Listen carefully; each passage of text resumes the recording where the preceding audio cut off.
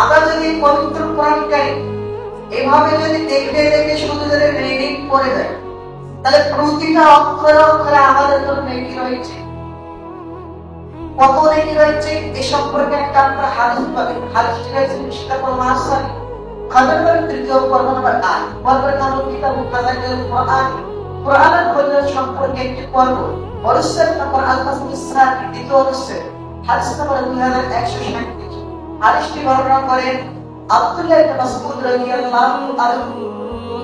আব্দুল্লাহ ইবনে মাসউদ রাদিয়াল্লাহু আনহু বলেন, রাসূল সাল্লাল্লাহু আলাইহি ওয়াসাল্লাম বলেছেন, মান ক্বারা হারফাতান কিতাবিল্লাহি, যে ব্যক্তি এই পবিত্র কোরআনুল কারীমে একটি হরফ পাঠ করবে, কালাম বিহি হাসানাত, তার জন্য নেকি রয়েছে। ওয়াল হাসানাতু বিআশরি আমসালিহা, আর তার নেকি হলো তার আমলের 10 গুণ।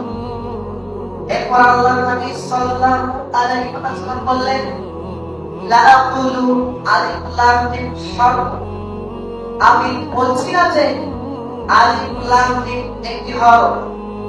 আলিফ হরফ, আলিফ একটি হরফ, লাম হরফ, লাম একটি হরফ, ও মিম হরফ, এবং মিম একটি হরফ।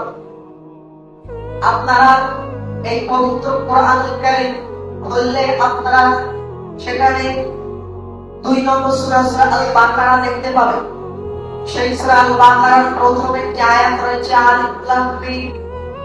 এই প্রথম আয়াতটি দিয়ে আল্লাহ রাসূল সাল্লাল্লাহু আলাইহি ওয়াসাল্লাম উদাহরণ দিয়েছেন।